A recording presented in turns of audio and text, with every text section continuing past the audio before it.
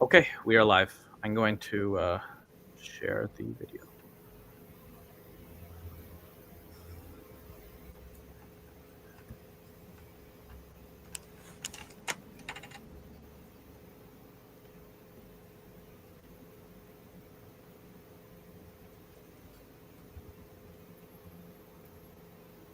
So just give me one moment. There's an ad playing.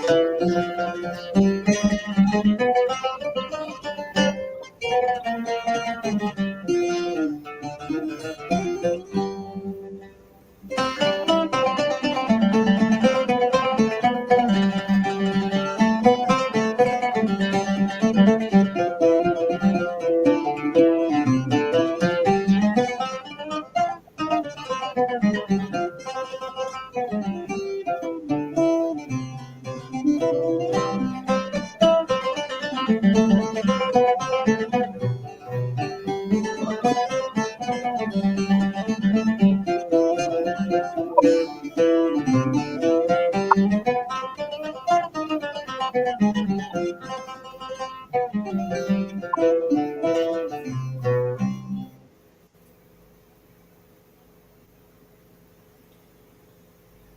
morning, good afternoon, good evening.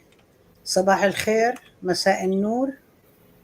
Buenos días, buenas tardes. Assalamu alaikum.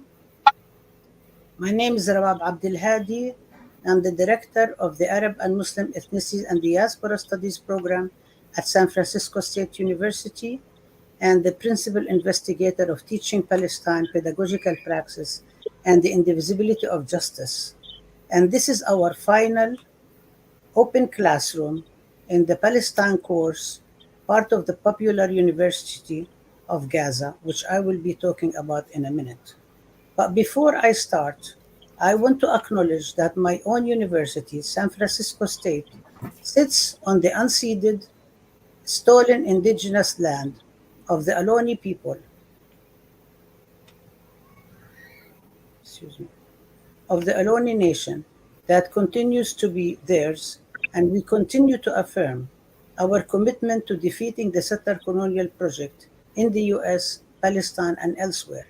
I make this acknowledgement as an indigenous Palestinian whose land is colonized by Israeli settler colonialism and where it is essential for any non Palestinian who visits to not or stays or lives there to not only acknowledge whose land it is, but whose presence must be validated by indigenous Palestinian people. I also take the time to ask, to salute and honor the fallen. Today, we have over 38,000 martyrs in Gaza, over 87 injured, and more than 100,000 together who have been attacked by Gaza. We have thousands of people who are disappeared, homes who have been destroyed, almost 2 million who have been displaced, countless buildings destroyed, hospitals who have been completely demolished.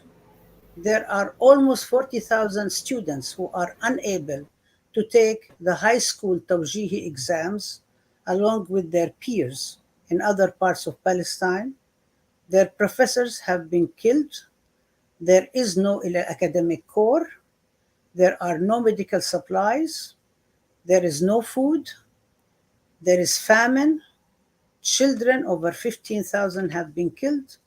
57,000 women are pregnant and about to give birth in conditions that might lead to their death or to high rising infant mortality rate. The conditions on Gaza can be called genocide, and they have been determined as genocide. We likewise acknowledge the fallen everywhere around the world. In Palestine, in the surrounding countries, the fallen in Lebanon, the fallen in Yemen, the fallen in Iraq, the fallen in all over Africa, Asia, Latin America, in the Congo, in the Sudan, anywhere in the world where people have been victims of white supremacy, imperialism, and Western empire, and the greed of capitalism. Please join me in a moment of silence to honor them all.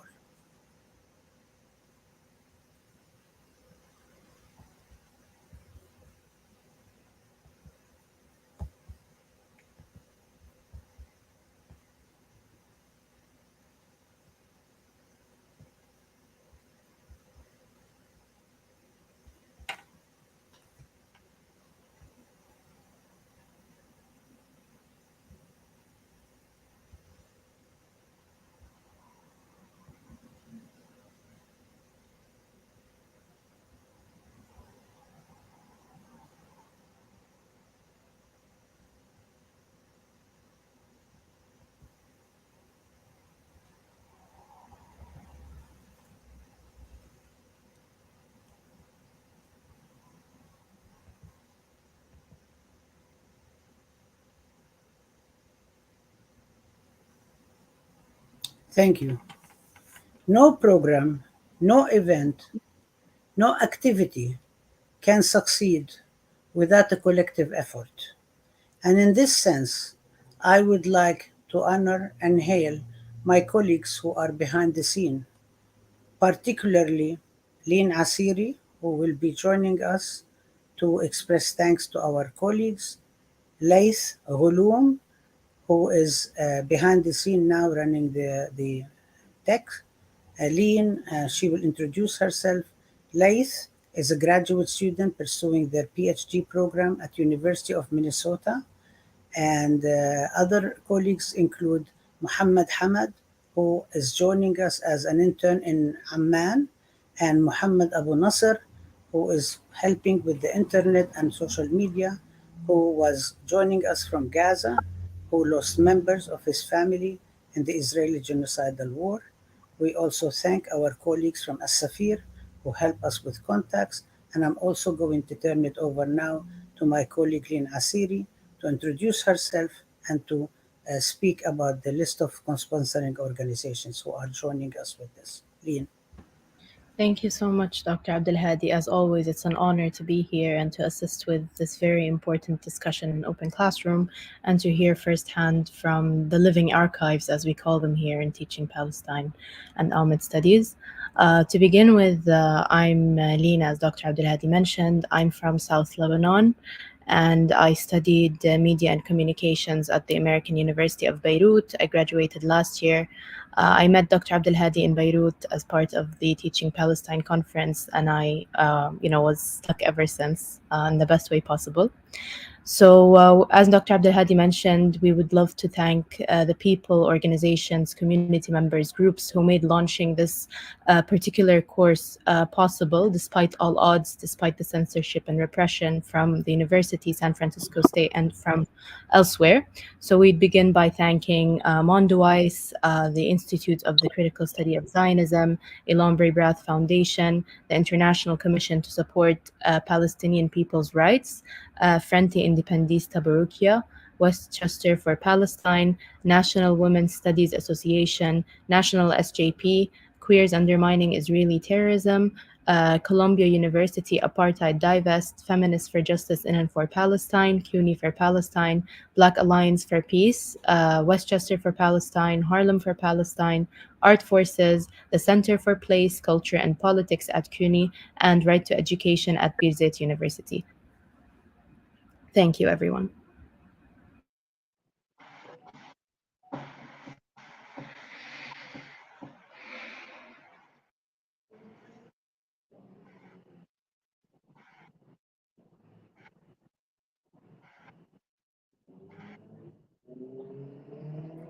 You're muted, Dr. Abdulhadi. No problem. Why do we do open classrooms? So we have been doing open classrooms for I don't know how long. We do open classrooms. Open classrooms means classrooms that are open not only to students, but are open to anybody who's interested to learn, co-learn, teach, and co-teach, and basically engage in an environment where we bring students, elders, activists, organizers, scholars, people from the community who can come together and tackle the particular issue, as Elian said, bringing folks who are living archives, who carry a lot of history with them, to pass it on to younger people and for younger generations to learn from older generation. And sometimes the younger generation is not just students, it's people who are interested in learning, but maybe they cannot afford to enlist in classes, and maybe they're not in classes at that particular time. And this is, I believe, is the best kind of learning because it engages, it's very fulfilling, and brings people together. And we analyze all our studies through the eyes of the marginalized, the colonized, and the oppressed. And this is big part also of the focus of teaching Palestine and the interest of teaching Palestine in the sense that we focus on the importance of collective memories. We focus on honoring those who have sacrificed. We focus on passing on knowledge from generation and generation, thus the emphasis on archives. And we, in case of Palestine and other cases, we focus on defying and resisting erasure, and and also we focus on figuring out of what occasions we can commemorate, what anniversaries we need to commemorate in a way in order for us to remember history and think about how do we understand history, how can we actually expand our knowledge of history. And all of these things are very much part and parcel of the raging battle, especially today, historically, but especially today, as Zionists try to affirm again the settler colonial narrative, to erase Palestinian narratives and Palestinian presence and organic relations with the land, and replace indigenous Palestinians with an invented colonial narrative.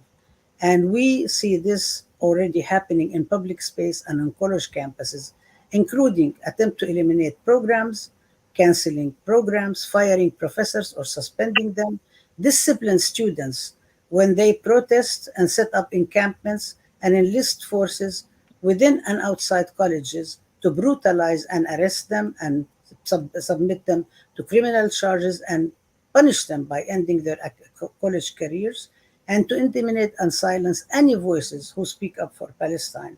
Here's where our class comes from. Of course, you know that they have been unsuccessful in silencing any classes, because the voice of Palestine, the voice of justice, keeps coming up again and again and again.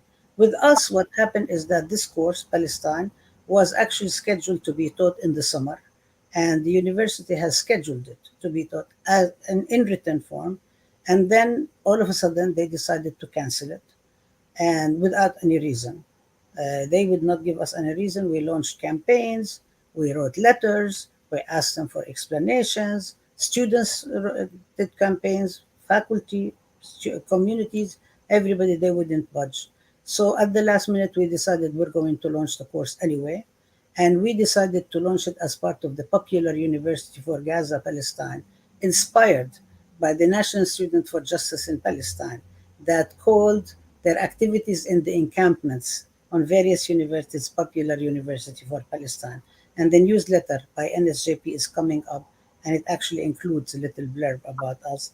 Also, it is inspired by students of the past, students in 68, who also organized themselves, students during various intifadas in Palestine, not only in 87, not only 2000, in many stages of the struggle.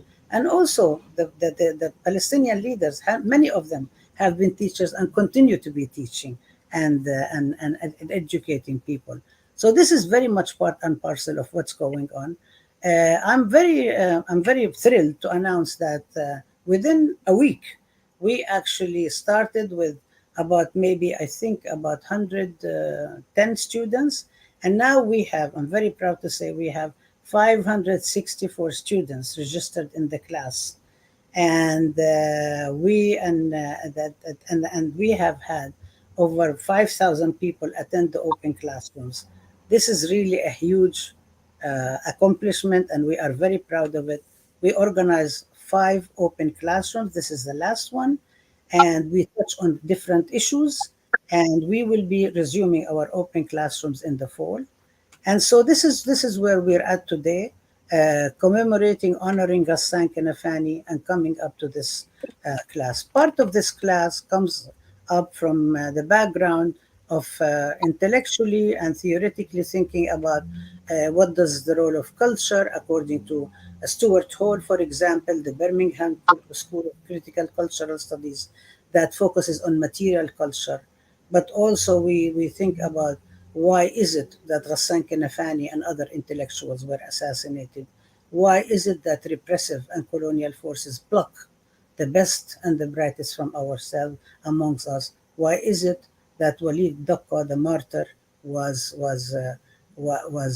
assassinated, actually imprisoned by Israeli authorities, refusing to let him go, and many others in many in Palestinian struggle and many other struggles, and we can continue to mention Steve Biko, Albizu Campos, and now they have just refused the appeal for parole for Leonard Peltier, the very well-known activist and leader of the American Indian movement. This has not stopped Assata Shakur, the fighter in the American and the African Liberation Movement, is the only way that she saved is because she is in Cuba and there is $2 million reward on her head. Today is also the 50th anniversary of the establishment of the Ghassan Kanfani Cultural Foundation. Note that in order to honor Ghassan Kanfani, Cultural Foundation was set up in his name. That signals that the martyrdom is not ever going to be forgotten, and it speaks volumes to the resilience, steadfastness of the Palestinian anti-colonial struggle. So today we came up with a couple of questions to think about them with our amazing, incredible, brilliant speakers. Unfortunately, we only have 2 hours to discuss them today, but we were going to try our best. Our speakers, as you will see now, we're going as they start speaking, we will post their bios in the chat, so you will know who they are, and the bios will continue. So the two questions are the relationship first, the relationship between different forms of culture, politics, and culture, and how do we address the constructed dichotomy between them that claims that political work is more superior to cultural work, for example. The forms that we can think of are cultural intellectual criticism, prison literature, fiction and nonfiction storyteller, novels, archiving, composing and playing music, creating and painting, and so on and so forth. The second big question also that all our participants, panelists, are involved in preserving legacies and archiving the struggle, passing them to younger generations and or translating them into other languages or into different ways of understanding as way of raising consciousness. And given that everybody here engages in the practicing forms of culture of resistance, maybe explaining the value and place of Palestinian resistance, survival, and liberation. So we are going to start with Marwan Abdel Al, who is, and I will address it to you, Marwan. You are a novelist, you're a political and cultural writer, you're a critic, a painter, an abstract artist.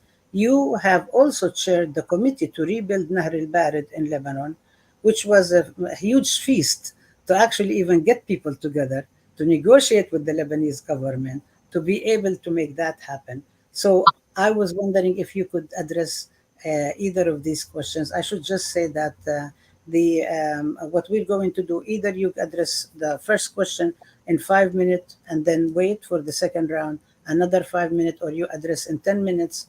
And Marwan is going to be speaking in Arabic, and I will be translating. And can you like post the bio of Marwan in the chat? Go ahead, please.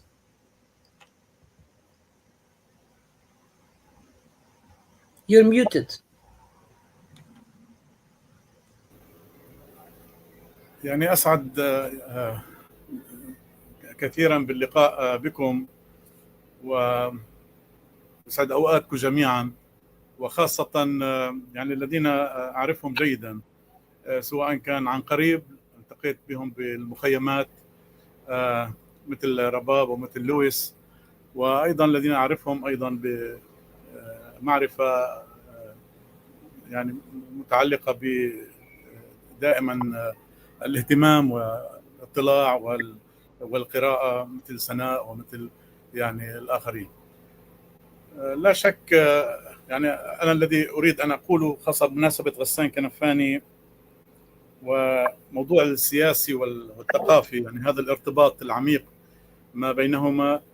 حقيقة غسان مثل نموذج مهم بهذه العلاقة، وأعتقد أنه كان تجسيد حي لفكرة الحقيقة المعاش، لأنه لما يكون في حقيقة معاشة موضوعيا، القدرة على عكس هذه الحقيقة هي التي تؤدي إلى هذا المستوى من الإبداع ومن العطاء.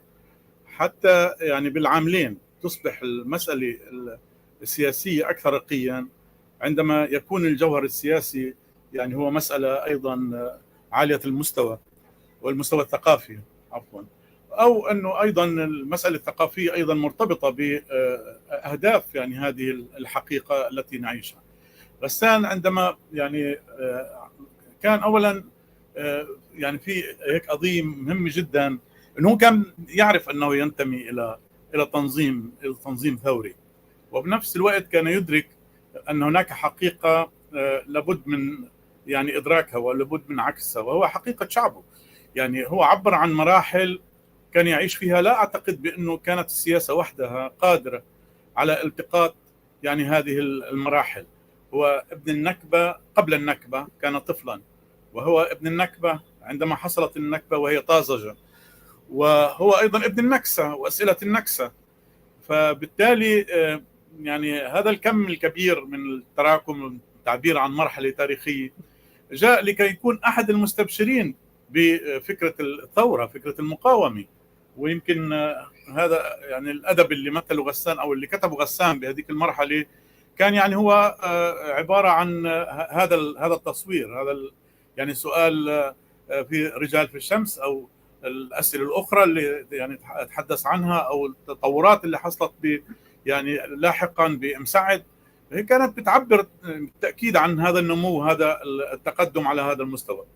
غسان ما كان بيقدر، يعني يمكن ما كانش هذا خياره، زي ما يعني كثير من الأدباء ومن الكتاب ومن المبدعين اللي قدموا لو كانوا هني خارج هذه الحقيقة المعاشة.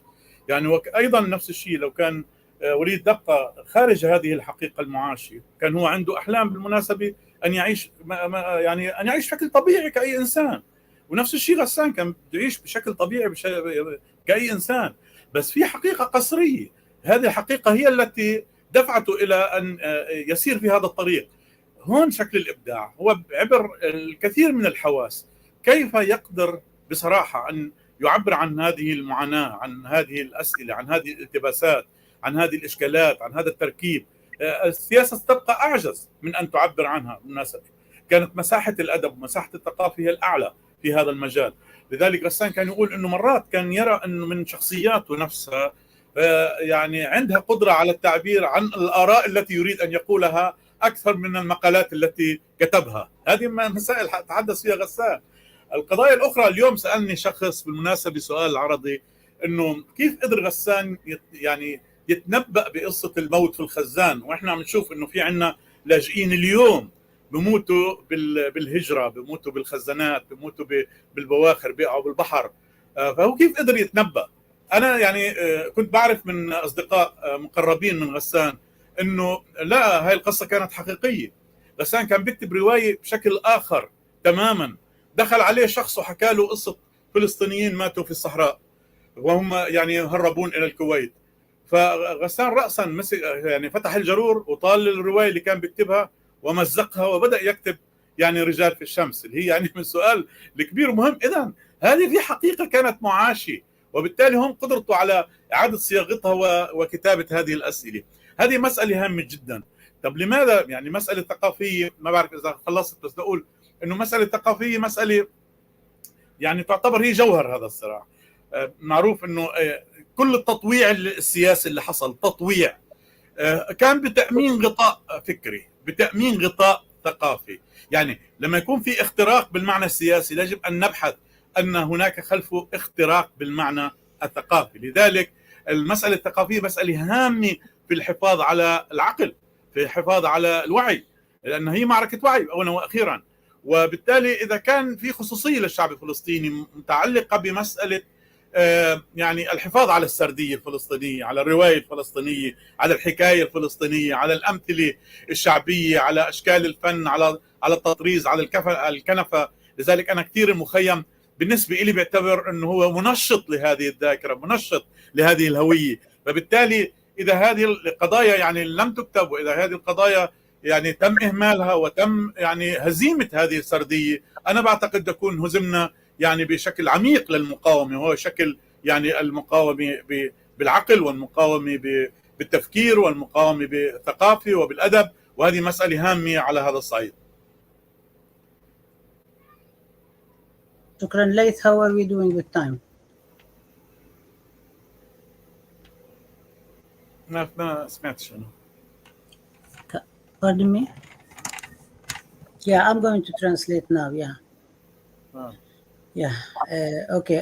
All right. So I'm going to. It's okay. It's very very difficult to translate just such a creative thing and also on the spot of the moment. But I will try, and we will. What we will do is we will also go over it again. And if it's not when we do the captioning, we will fix it again. So Marwan says it's actually. Yeah. I'm first of all I'm very happy to meet some of the comrades and friends that I've met in the camps, like Rabab and Louis, and also friends that I've heard about and read about, like Sana and Tahrir. In terms of the occasion about Ghassan Kanafani, it's really important to think about the connection between the political and the cultural. Ghassan was a very important model in this relationship. He was actually a living example of the living truth of this that leads to this level of creativity and giving or contribution. And it is very important, especially when we are talking about the political question that is very much connected to the cultural issue. Ghassan was a cause who knew that everybody knew that he was he belonged to a revolutionary group, revolutionary organization, but also he was also reflective of his people. He lived different stages that wasn't only political. He was the son of Nakba. He was actually like fresh of the son of the Nakba. I think, yeah, he was 4 years old when the Nakba took place. He was also experienced the Naksa of 1967 occupation. All this huge accumulation reflected a serious historical stage about the revolution and resistance and the literature in that period. For example, his book Men in the Sun, that he wrote, then the developments, then he wrote Saad. After this, all of this growth, was reflective in the level and the development, the stages of his work. And also, as many of the literature, they were not outside of this truth of this, the truth of the social and political development of the people. For him, life was real, and the development of the people was a forced reality. It wasn't, not everything was by their choice. Here comes creativity. How could somebody create away from this suffering and from concentration on the suffering, and how could they create in literature and in culture if they are away from that? This is where creativity comes in. And then how is he able to basically reflect what is going on? For example, let's say Men in the Sun, the story of the men who die in the trucks going in the desert. He actually said that somebody told him this story, and one day he opened the drawer, read it, and then tore up the pages and sat down and wrote the story. And this is really this happened to him. He was actually basically penetrating the political and actually writing, reflecting what was happening, and also raising consciousness at the same time. So he was at once at the same time protecting and the narrative, making sure that there is active protection of the historical memory, and also protecting the identity in order to make sure that it is not the resistance is not being defeated through the mind and through the reflection of culture. I hope I did it justice. اوكي. ضل معك دقيقتين اذا بدك تحكي فيهم ولا بدك تستنى للجلسه الثانيه. لا مو مشكله. نمشي ولا نستنى زي ما بدك. لا امشي. Okay. طيب how about we go to Dr. Tahrir next in English. In English. Okay. Do you want me to start, Rabab? Yeah. Okay, so my I name is was Tahrir. going to ask you, Dr. Tahrir, Yeah. about actually that you've co-edited a book with actually Dr. Luis مرحبا. Brihoni. Oh, am I muted? No, you co-edited a book with Dr. Luis Brihoni that is selection of Ghassan Kanfani's political writing. But you also written about Palestinian cultural production. So why you focus on political writing, and you're also a cultural critic? So how do you respond to this dichotomy that's often presented between politics and culture as different forms, and one of them is presented as more superior than the other? Thank you very much, Rabab. My name is Tahrir Hamdi. And that's a good question. I guess by just thinking about my name, you would know the answer.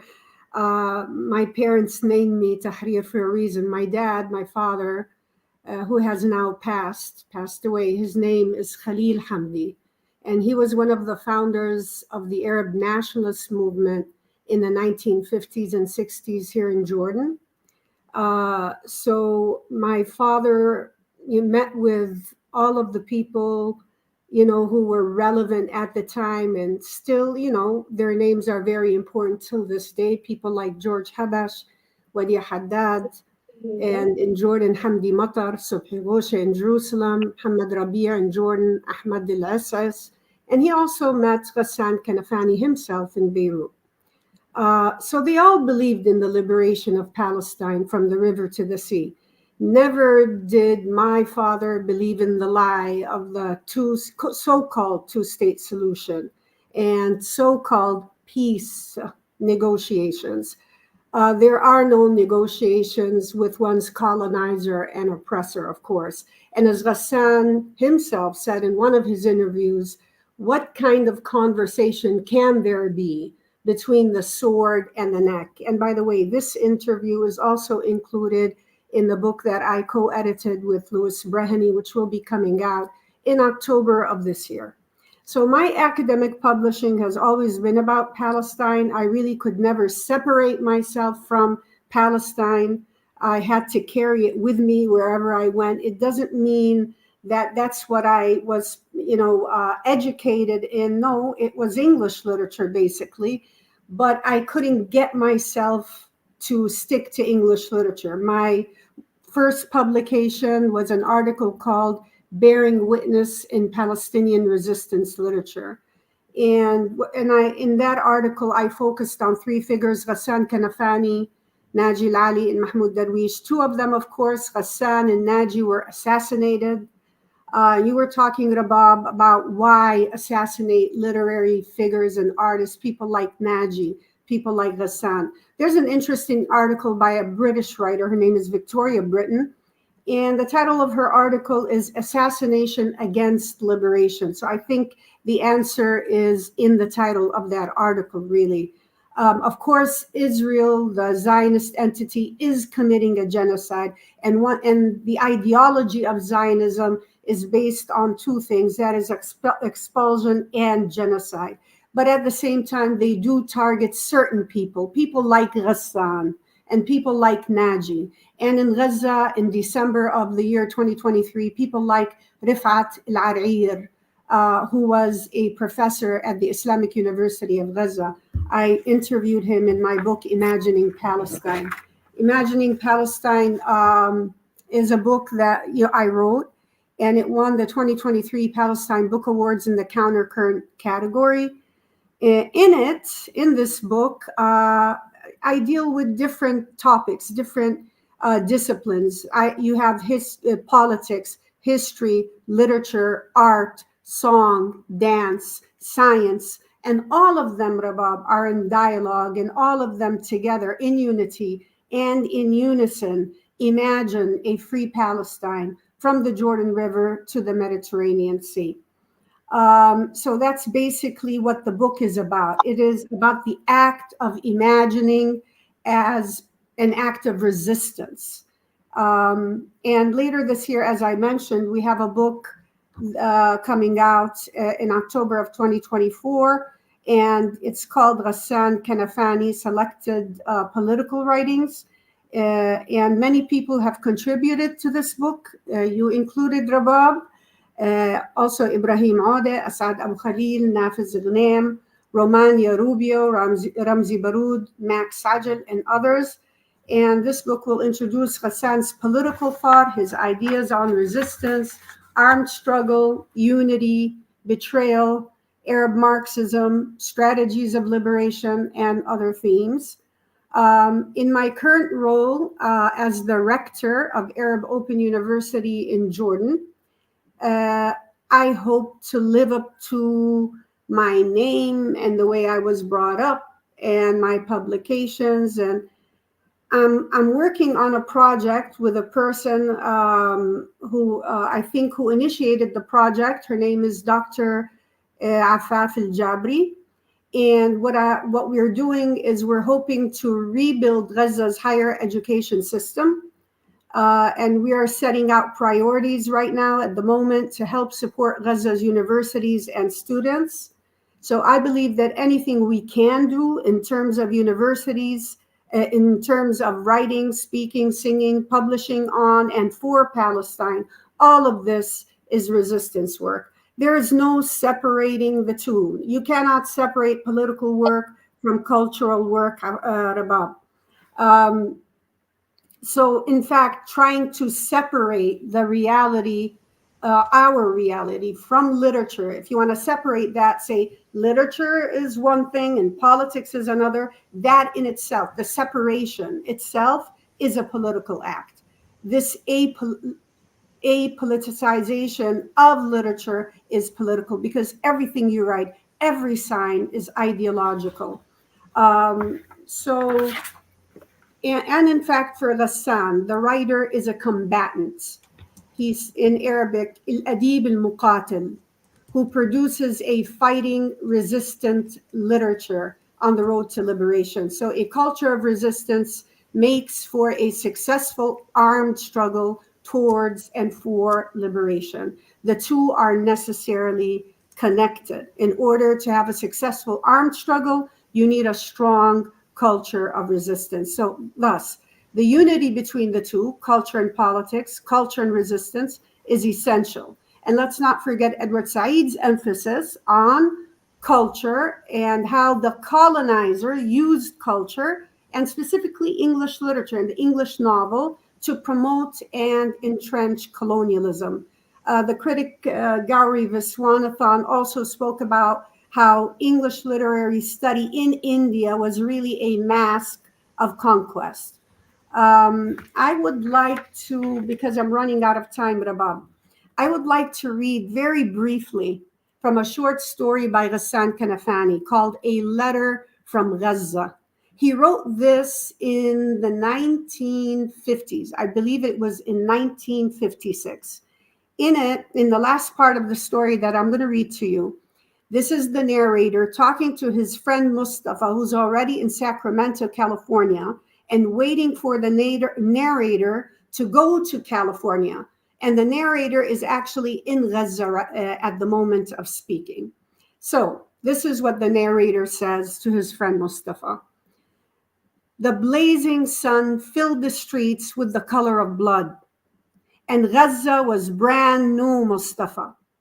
You and I never saw it like this. The stone piled up at the beginning of the Shujaiya quarter where we lived had a meaning. It seemed to me just a beginning. I imagined that the main street that I walked along on the way back home was only the beginning of a long, long road leading to Safad. Everything in this Gaza throbbed with sadness, which was not confined to weeping. It was a challenge. More than that, it was something like reclamation of the amputated leg. In the story, a young girl by the name of Nadia had her leg amputated. I'm going to continue with Ghassan's words from the short story. They told me that Nadia had lost her leg when she threw herself on the top of her little brothers and sisters to protect them from the bombs. No, my friend, I won't come to Sacramento, and I have no regrets. This obscure feeling that you had as you left Gaza, this small feeling must grow into a giant deep within you. I won't come to you, but you return to us. Come back to learn from Nadia's leg, amputated from the top of the thigh, what life is and what existence is worth. And of course, end of my reading from the story. And of course, now Gaza, by the way, has the greatest number of child amputees in the world, and so much to teach the world about what life is and what existence is worth. I have more to say, but I'll end there, Rabab, because my 10 minutes are up exactly. Thank you, Dr. Tahrir. Yes, you have actually maybe 2 minutes of the 10 minutes, but you can do them in the second round. This was really great. So actually, we were going to go to Sanaa Dakka next, but since you were talking about Gaza, we'll go to Reem and talk about Gaza, and I'll ask you the question, Reem, and you can respond as you wish. And you discursively and imaginatively constantly travel between Gaza and exile. This comes through in your interviews and in your music.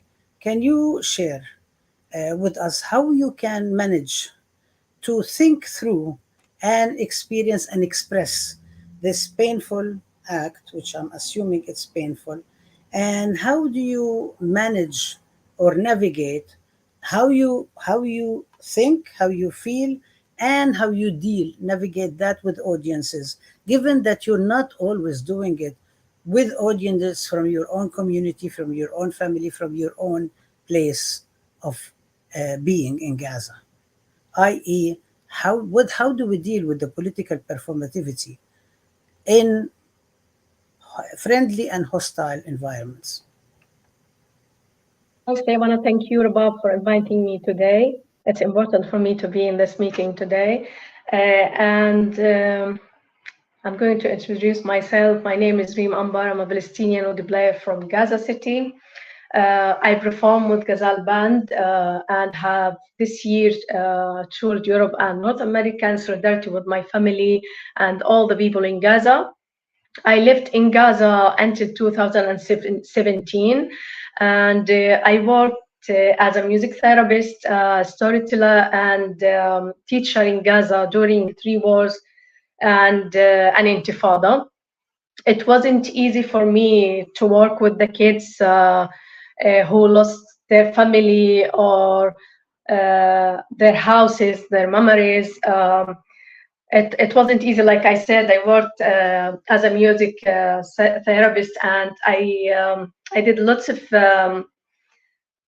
drama and psychodrama activities with them.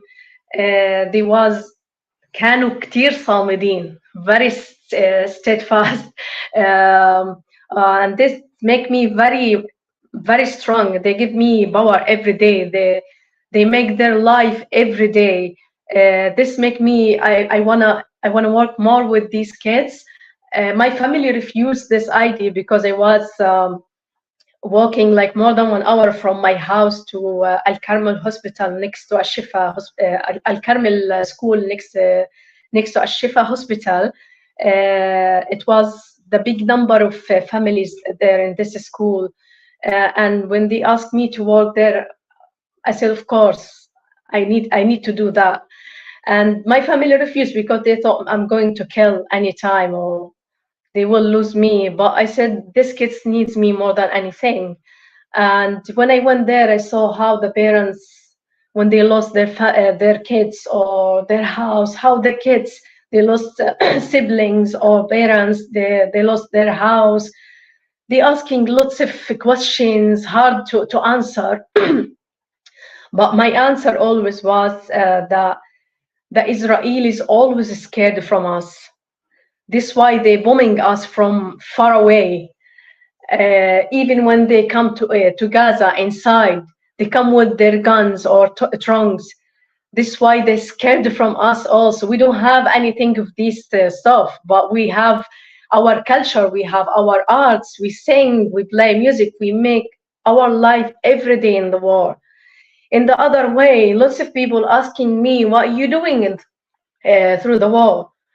And let me tell you about this other thing. They asking me, how you playing now, being in a stage and touring and playing every day, everywhere, and your family in the war.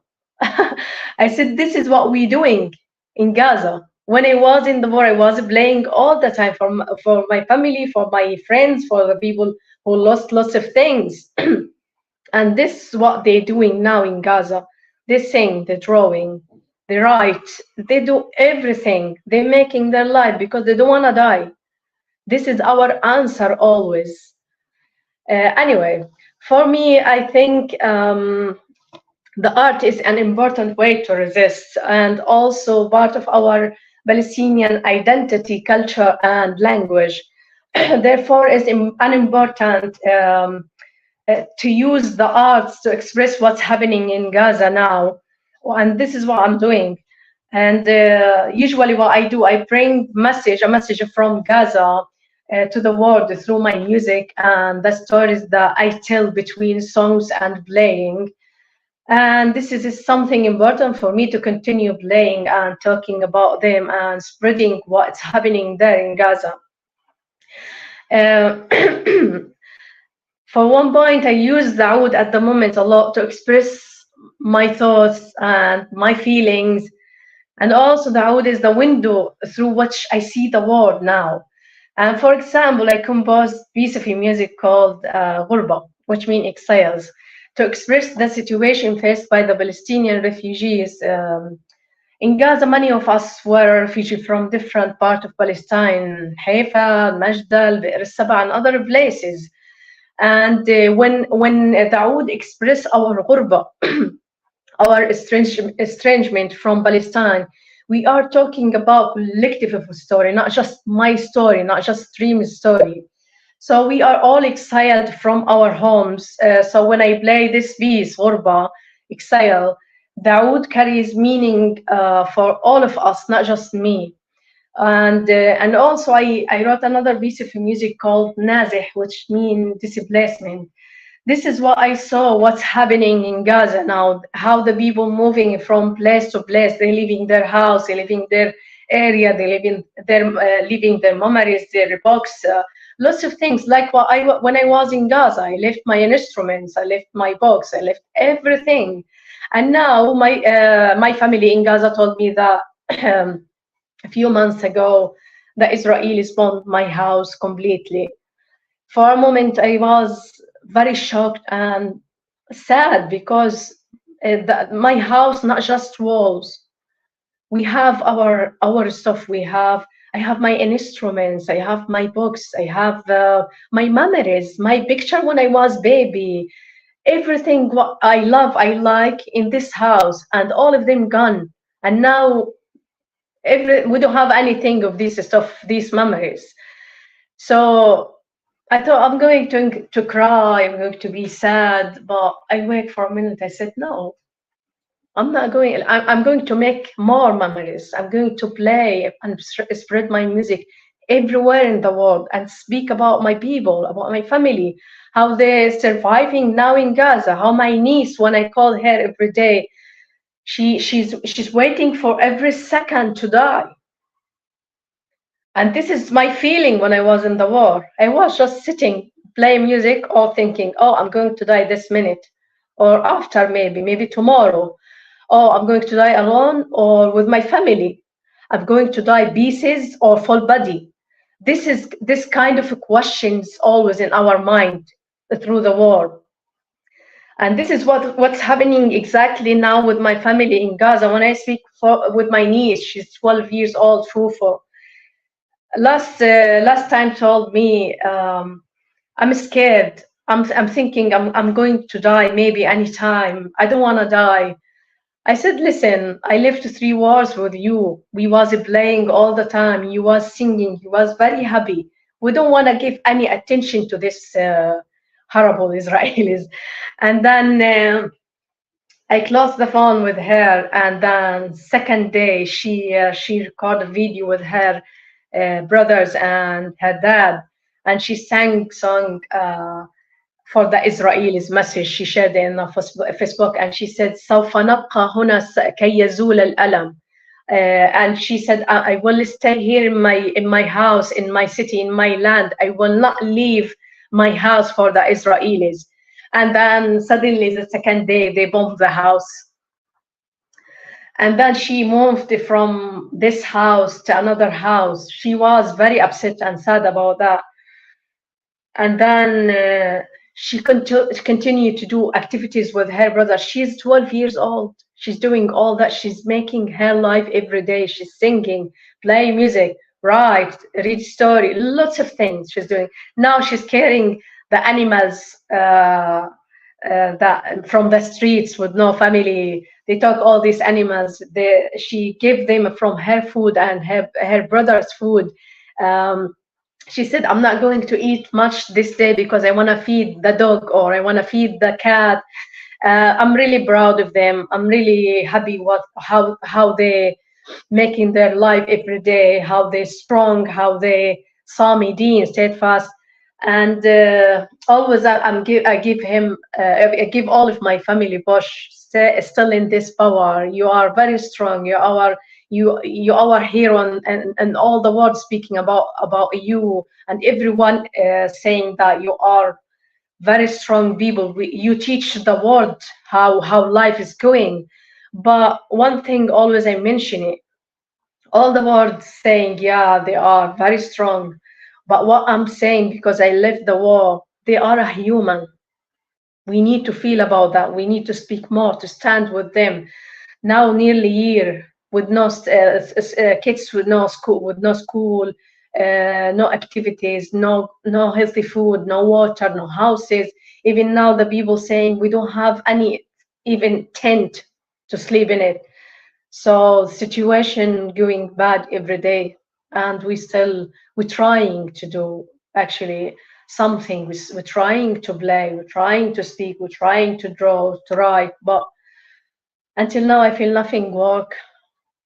The war is still going, and I think we need to do more action to make the thing stop. And I hope being Palestine free, being free soon. Sorry. Thank you, Reem. I would like to go next to Sana Dakka. Sana, I'll say the question in English, and if you want me to, I'll say it in Arabic, because you're going to speak in Arabic and I will translate for you. You and your martyr husband, Shahid Walid Dakka, you come from the 1948 areas, signifying a difference and similarities between Walid's imprisonment and that of Palestinians and Arabs from other occupied areas, such as the West Bank, Jerusalem, Gaza, Golan, South Lebanon, and Jordan. There are many connections between you, Walid, and Ghassan Kanfani. You're both journalists. You are writers and thinkers on political and cultural areas. Ghassan and Walid were both martyrs through different means by Zionist regime. Where do you situate prison literature as political and ideological writings, and as a liberatory form of incarceration, as a form of breaking through the walls of captivity? أترجم؟ أنت والشهيد زوجك وليد دقة من مناطق 48. هذا بيمثل أوجه تشابه وأوجه اختلاف بين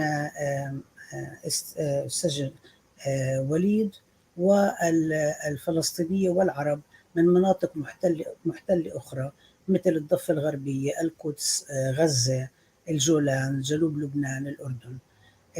كمان هناك في كتير نقاط تقاطع بينك وبين وليد وبين غسان كنفاني. انتوا وغسان كنفاني صحفيين كنتوا، انتوا مفكرين واصحاب كلمة بالمجال السياسي والثقافي. غسان ووليد استشهدوا بسبب من خلال أساليب مختلفة من الكيان الصهيوني. كيف أين تضعي أدب السجون كأدب أيديولوجي وسياسي، وأدب نوع من الأدب في المعتقل، ونوع من التحرير العقلي الذهني والفكري من خلال قفص الاعتقال؟ بس احكي فقرة وخليني أترجم عشان أقدر أترجم مظبوط. تفضلي. اعملي انميوت يا سناء. نسيت.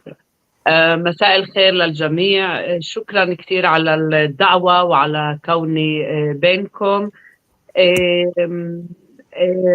يعني بالنسبة أنا أول إشي كنت حابة أعلق على شو حكى الأستاذ مروان على قضية الاختراق الثقافي والسياسي.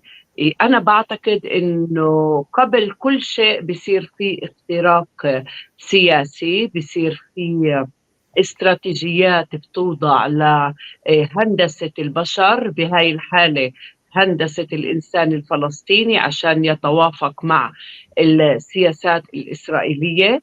لما بيصير الاختراق السياسي بيصير بعدها بشكل آلي تقريبا الاختراق الثقافي. يعني لا يمكن إنه نكون إحنا بوضع نهضة سياسية مقاومة للاحتلال ونكون ثقافيا غير هيك. فالإشي أنا بعتقد بيبدأ سياسيا وبعدها بيأثر ثقافيا. يعني الثقافي مشتق تماما من السياسي. يعني مثلا أيام عبد الناصر كان عندنا أم كلثوم وكان عندنا عبد الحليم وكان عندنا هالمستوى الفني الراقي بكل مجالات الثقافة والفن والأدب والحياة. لاحقا لما تدنى المستوى السياسي إلى مستويات هابطة جدا، الإشي يعني أنتم شايفين قديش بيأثر على النواحي الثقافية والأدبية بحياتنا بكل المجالات. علشان هيك بالنسبة لقضية الوعي والتوعية بالسجون، أول شيء هي التوعية السياسية، لأنه هي من شأنها إنها يعني وليد والشباب اللي كانوا بمستوى وليد، بمعنى كانوا قياديين ومؤثرين بالحركة الأسيرة، كان جدا جدا أهم شيء بهمهم التوعية السياسية، لأنه من التوعية السياسية ممكن يصلوا لقضية فرض نوع أو مستوى عالي جدا من الثقافة أيضا في مواجهة الاحتلال، متمثل هون بسلطة السجون. بمعنى يعني كلكم شايفين إنتاج الحركة الأسيرة الغزير، وهذا مش صدفة إنه الكتابة في حالة السجن هي مختلفة عن الكتابة بأي حالة تانية. يعني لما بتكتب أو لما بنكتب إحنا بنكتب عن إشي ممكن بيكون بعيد عنا، يعني إشي إحنا بنوصف إشي، لكن بحالة السجن أنت بتكتب عن حالة السجن وأنت بتعيش الحالة هاي، بتعيش حالة السجن. الكتابة بالنسبة للأسرى هي وسيلة مهمة جدا جدا للصمود ولتثبيت أنفسهم خارج السجن. يعني الاحتلال الإسرائيلي لما حكم على وليد بالمؤبد، هو حكم عنه وليد يتم دفنه حي عمليا داخل السجن، لكن وليد وبقية الأسرى والحركة عموم الحركة الأسيرة بالنسبة لهم الكتابة أي كلمة أي حرف هم بينجحوا يحرروها خارج السجن، هم عمليا حرروا أنفسهم معها خارج السجن. عشان هيك الكتابة داخل السجن هي الوسيلة مهمة جدا جدا للصمود، حينما يتوفر كما قلت الوعي السياسي اللي هو مهم جدا، واللي كتب عنه وليد بسهر الوعي. يعني وليد كمان لما كتب قصة سر الزيت اللي هي قصة لليافعين وعلى فكرة أسلوب القصة أنا بشبهه جدا بأسلوب كتابة غسان كنفاني من حيث استعمال الرموز واللغة المحكية وإلى آخره. لما كتب وليد سر الزيت كتب هناك جملة بالمقدمة إنه أكتب حتى أتحرر من السجن على أمل أن أحرره مني. فهون الكتابة بواقع السجن كيف حكيت هي من أهم وسائل الصمود في وجه السجان الإسرائيلي، لذلك هي تختلف عن كل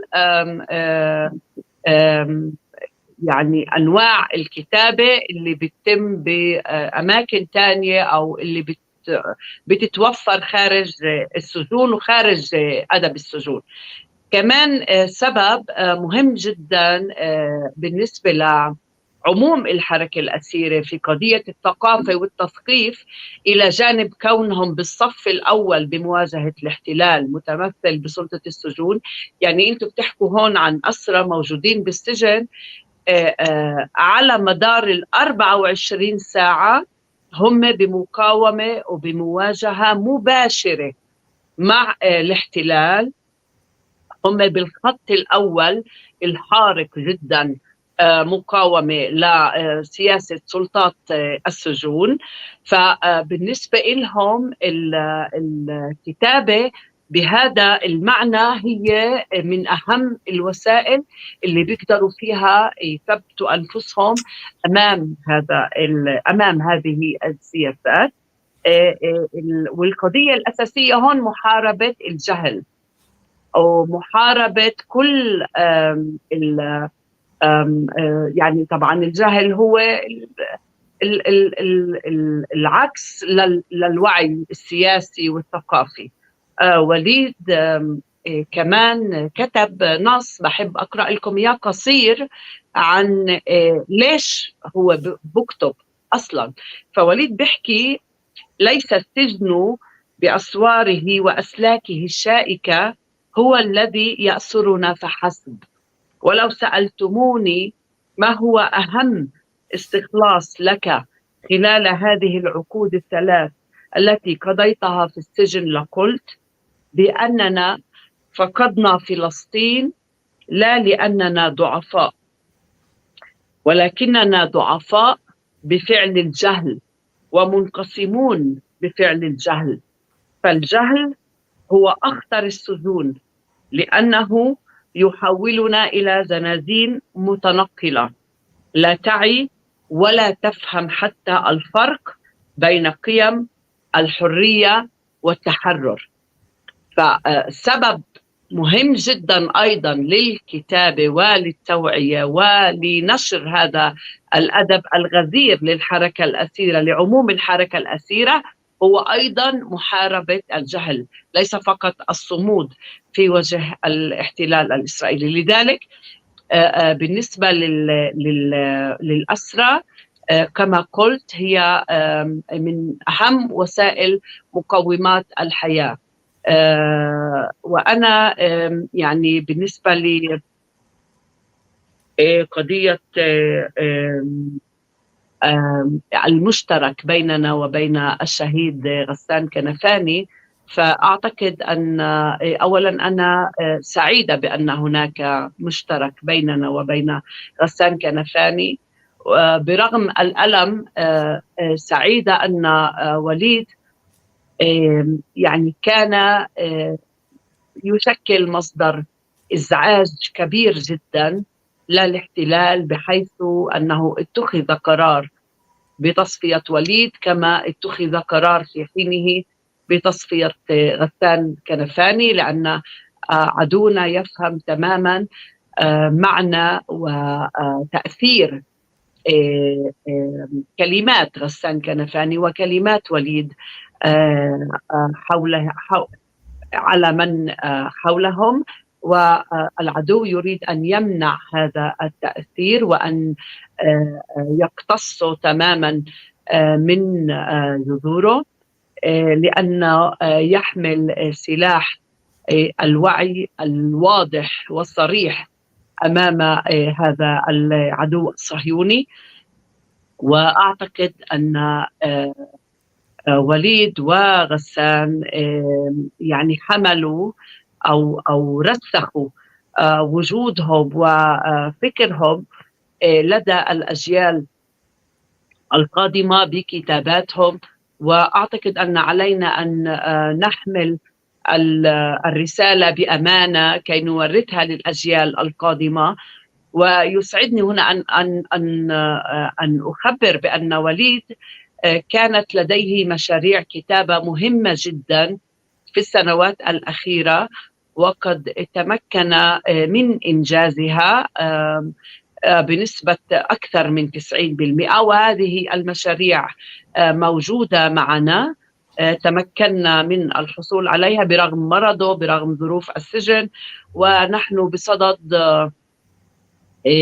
يعني العمل عليها ونشرها، وربما إصدار ما يسمى الأعمال الكاملة. يعني أنا أتحدث هنا عن سيرة ذاتية لم تنشر بعد، وأتحدث عن صهر الوعي 2، وهو أعمق بكثير وأشمل بكثير من كتاب صهر الوعي الأول الذي أصدره وليد. وهناك أيضا الجزء الثالث من ثلاثية سر الزيت وسر السيف وسر الطيف. فكما تعلمون وليد كتب هذه القصص الثلاث للفتيان، للجيل الشاب، ولكنها تصلح أيضا لنا لقراءتها، وهي تشبه تماما أسلوب غسان كنفاني. سر الزيت وسر السيف اللي صدروا طبعا بالسنوات الأخيرة، سر الزيت يتحدث عن الأسر، وسر السيف يتحدث عن اللجوء، وسر الطيف التي لم تنشر بعد وستكون بشكل مسرحية اسمها الشهداء يعودون إلى رام الله. سر الطيف سيتم أيضا نشرها في أو بصدد، نحن بصدد العمل كما قلت على كل هذه الأعمال كي نحفظ رسالة وليد كما حفظنا رسالة غسان، وكي يمكننا هذا من حمل رسالتهم كما يجب وكما يليق بهذه القامات الثقافية التي لم تكن فقط ثقافية، وإنما كانت أولا وقبل كل شيء سياسية، معاندة ومعارضة للاحتلال بقوة وبوضوح وبعناد.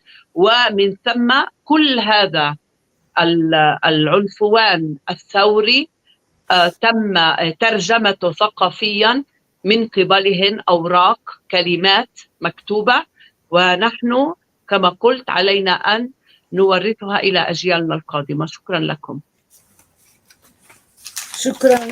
شكرا سناء. اوكي خلينا شباب، أنا متأسفة لم أتوقف عند كل فقرة، أخذني الحديث. لا ولا يهمك. إن شاء الله أقدر أكون زي مع مروان، إن أكون يعني أقدر أعبر بالإنجليزي. رح أحاول. Okay, let me try.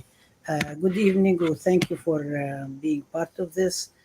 I want to begin by commenting actually on what Marwan started talking about, the separation between the political and the cultural. First thing is really important to add that this happens because of the ways in which the Israeli policies try to shape and basically use the engineering of people, engineering of the Palestinian people, in order to benefit Israeli policies and objectives. And so in order for us to, we cannot create a policy, a resistance policy to the occupation as long as culture is not liberated.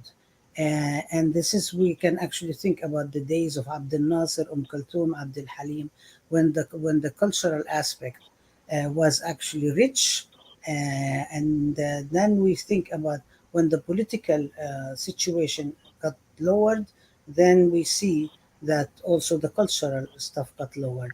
And so, in this sense, it's very, very important. The two are very much connected with each other, whether we're talking about political consciousness and the level of cultural development. Walid and his comrades who were leading of the prisoners movement inside prison. Their role was very important because they were trying to arrive at a very strong resistance against the prison authorities, the Israeli prison authorities. Their production in prison was very rich and very productive. And this is their writing is very different than other writings. Their writing is very important for the steadfastness and resilience within it. And this is why the Israeli authorities they buried Walid in the prison while he was alive. For them, any word that is written, any liberated word that is written inside prison, any word that's written inside prison that is liberated means that a part of us is liberated, and this is reflected in the welding of consciousness. That was the theoretical ideological book that Walid wrote.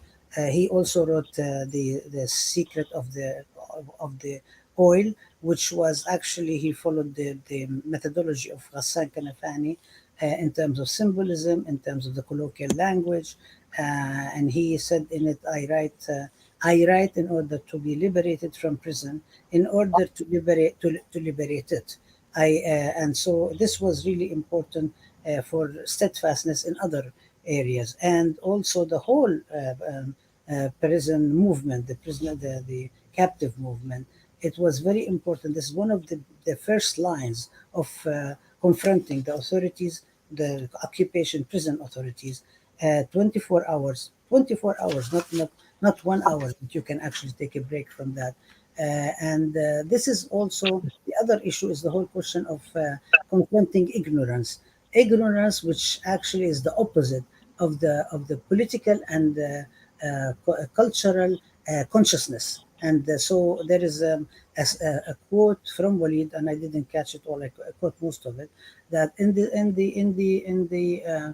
the prison with its walls and its barbed wire is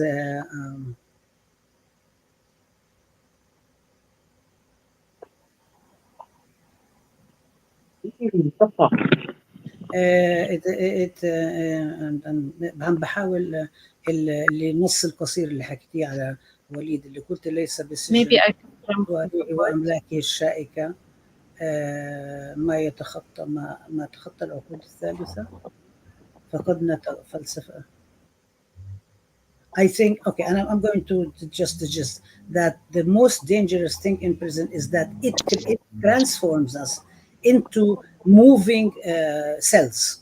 So instead of just the cell in general, the prison in general, we are transformed into moving cells. So the writing for the captive movement is one of the most signifiers of steadfastness and life. And of course, I'm very proud and happy to be finding things that are common between us and Ghassan Kanfani, despite the pain that this is causes, because Walid was also a source of irritation and a disturbance for the Zionists, and so they liquidated him exactly as they liquidated Ghassan Kanfani. The enemy would like to minimize and cut down the influence and basically uproot the clear consciousness and the overt consciousness. And this is what between Walid and Ghassan, this is what they did.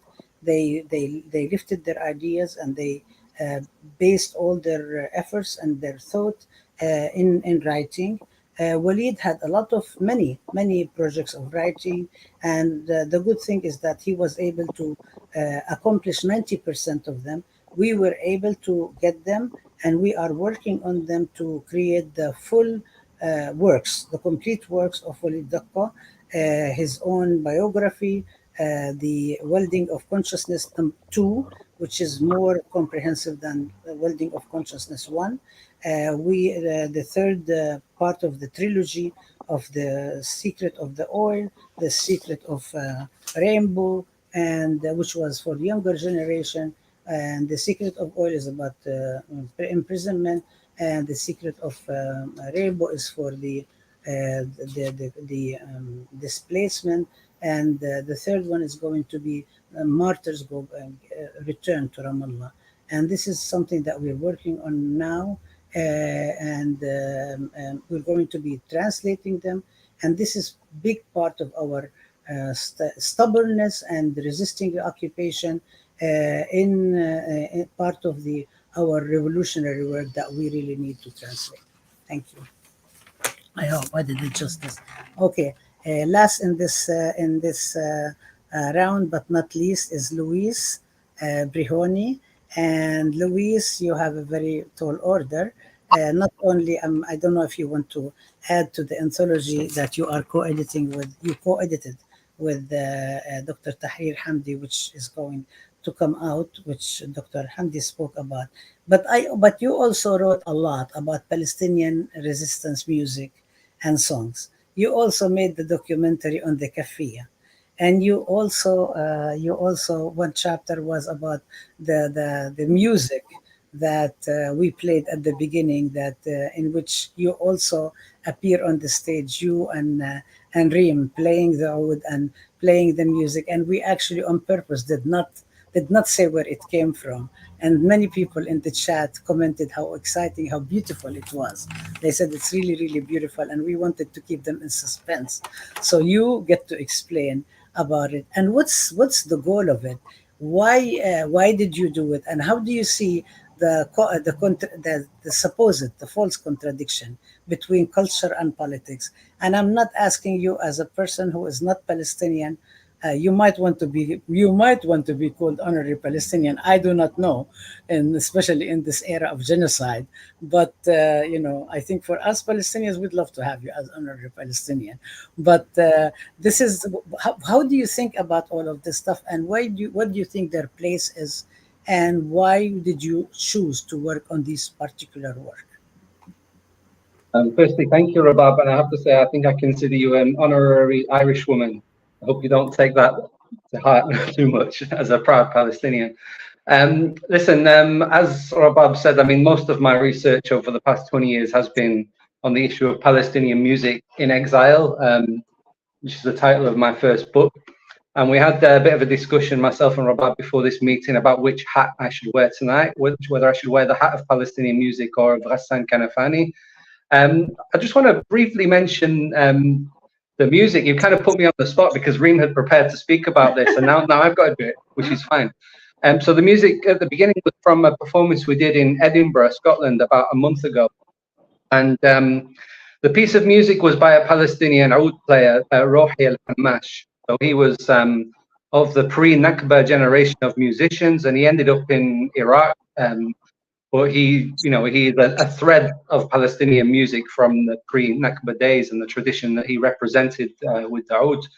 And why did we dedicate this piece of music by Rohi al-Hamash to Walid Daqqa? You might think that the subjects are quite disparate.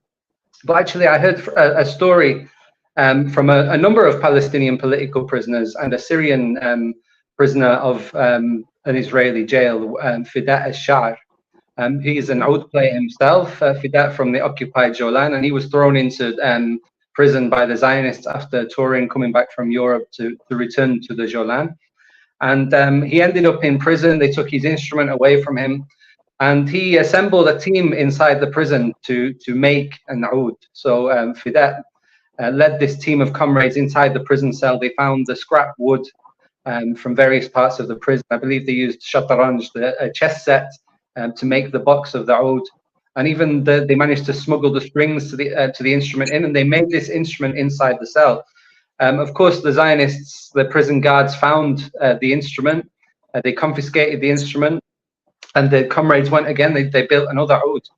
At the end of the story is that the guards uncovered this instrument, and Walid actually stood up and took the blame. In the story of these political prisoners, Walid stood up and said, I did this, it was my work. And he basically took the blame. He was moved to another prison. He was fined by the prison system. And I wrote something about this, that he represents a Palestinian Spartacus that stood up for his comrades. And of course, in the process of actually building this ode, Walid and Fidat actually wrote some songs. So not only was Walid a great political theorist and storyteller, but he was also a poet and a songwriter. I think that's, you know, an important part of that legacy. To mention Ghassan Kanfani on this important anniversary. Now, the first words in this new book, edited by Dr. Tahrir and myself, Ghassan Kanfani Selected Political Writings. The first words in the book are not from Ghassan Kanfani or ourselves, but they're actually from a song composed by Ghazi Makdashi and sung in the camps of Lebanon in the 1970s. The song is Ghassan Allamna Hubb al-Qadiyya. Ghassan taught us the love of the cause. So as well as having a presence in the lives of children, Ghassan also influenced musicians.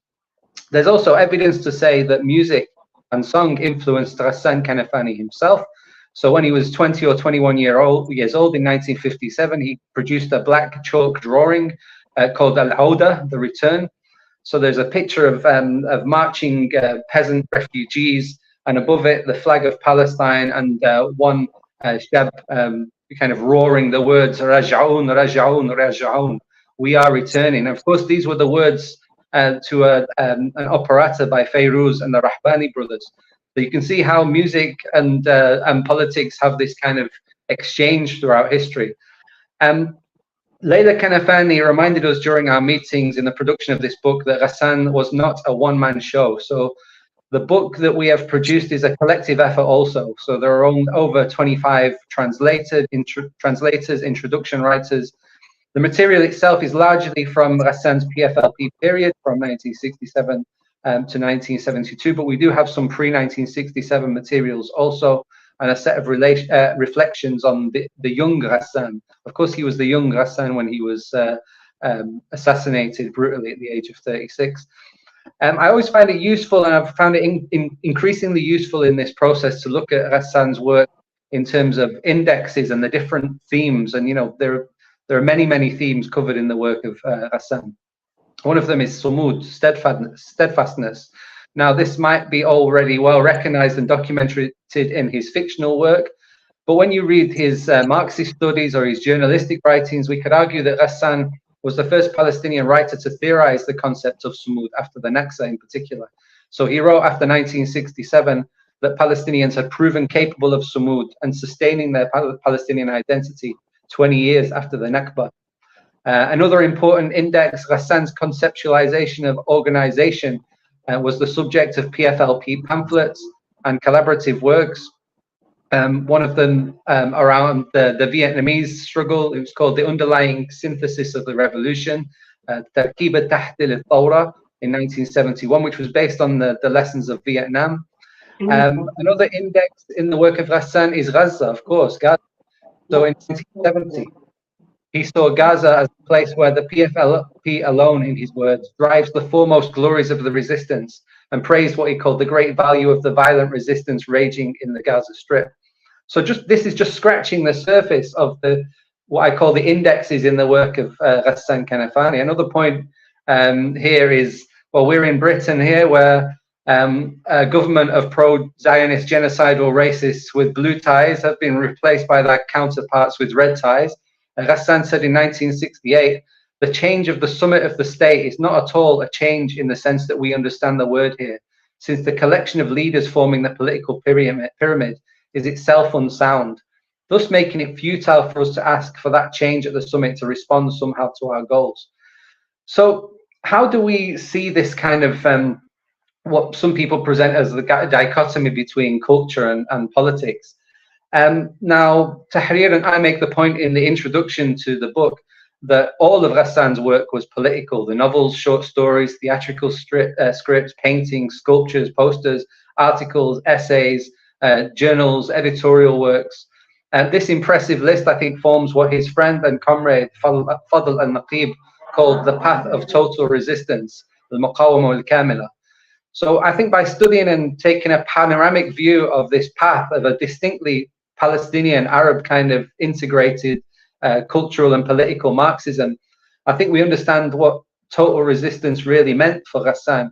I just want to give a brief example of that. So during the period when he was the editor of Palestine, which was the supplement to the newspaper Al-Muharrir of the Arab nationalist movement, Ghassan oversaw the published research into the Chinese, Vietnamese, and Cuban experiences of armed wars of liberation. So there was a particular focus on guerrilla tactics. Among them, in 1965, there was an article in Palestine about the ambush, al-Kamin. The same tactic appears actually 4 years later in Ghassan's novel Mossad, which is based on the real-life stories of a woman that he and his wife Annie knew in the camp. So this ambush is actually employed by Saad and his young comrades, who overturn an Israeli military vehicle, and his mother Saad takes to the streets in the camp in celebration of the news. Part of the problem I think we face and attempt to break down surrounds the false dichotomies that are drawn in all levels and all directions with Ghassan Kanafani's work. We had a discussion among comrades in the last few weeks, for example, when it was proved that a poem attributed to Ghassan and shared around the internet since October was actually not his. You can see that a lie gets around the world before the truth has got its boots on. But others are more subtle. So the dominant narrative suggests, for example, that Ghassan was a novelist who just happened to stumble into politics, that he was reluctant to adopt PFLP policies rather than actually leading and shaping them, that he was categorically against nationalism, vanguardism, and armed struggle, even classical Marxism, etc. We find many examples across his political and broader literary contribution, I would say, that break down these falsities. But I also think that the dichotomies that we mention are broken down through comparisons with other anti-colonial Leninists and revolutionaries. Comrade Marwan astutely compared Ghassan with Frantz Fanon and Che Guevara. The Irish socialist in me wants to compare him to our greatest revolutionary, James Connolly, who was a pioneer in combining the progressive nationalism of the oppressed nation with Marxism and socialism. So in 1897, Connolly wrote that the two currents of revolutionary thought in Ireland, the socialist and the national, are not antagonistic but complementary, that the best patriot was a Republican socialist and vice versa. Now, Ghassan wrote in 1970, there is no guide to action clearer and more effective than Marxism-Leninism fused creatively with the militant coherence of Arab nationalism. So these words shaped the outlook of the PFLP, and we find similar statements in the word of Al-Hakim George Habash. In the introduction to the book, we make another interesting comparison with Trinidad and Tobago-born communist Claudia Jones, who was awe-inspired by her 1964 trip to China and wrote poetry based on what we saw. Actually, next year will be 60 years since Ghassan first visited China, witnessing socialism, and the profound influence of his two trips would last until his assassination and was imprinted on many PFLP documents. We hear with excitement that his great epic chronicle of his 1965 journey, Thumma Ashraqat Asia, then shone Asia, is apparently also earmarked for translation. We would have loved to include it in our edition, but it would have added another 150 pages and a lot more translation work. Of course, Ghassan's role as an artist was inseparable from his position as a leading Palestinian Leninist. The separation of the cultural and the political was impossible for him, as other people have said this evening. He knew that culture formed part of the war, and we see evidence of this in the musical, poetic, dance, tatriz, film, and culinary vibrancy of the Palestinian masses in the face of genocidal Zionism, which of course has its own xenophobic and racist culture. I just want to finish with a quote from his final article, the final thing that he wrote in 1972. So this was reflecting on the invasion of what he referred to an invasive imperialist culture of surrender saturating the airwaves. He wrote, "The essence of the positive solution is to radicalize the masses, to popularize a scientific national culture. In other words, to press ahead with the revolution in the first place." Thank you so much, Louis. So many people raised so many questions, and we were counting the time to make sure that everybody is fair. So we're going to go to the second round, and ask for comments on what people did not finish and would like to discuss. I just wanted to say that actually we did invite Annie Kanafani and Layla Kanafani to join us, and they said they couldn't do it today because today is the 50th anniversary of Ghassan Kanfani Cultural Foundation. This forget it, because they're doing a lot of activities in Lebanon today. So, but we really wanted to do it on the same day of Ghassan Kanfani's assassination to honor him. So that's that. I also wanted to kind of like say something about what Luis added in the end, not to comment on it, but actually I do think that this is something that we always discuss in Palestine class.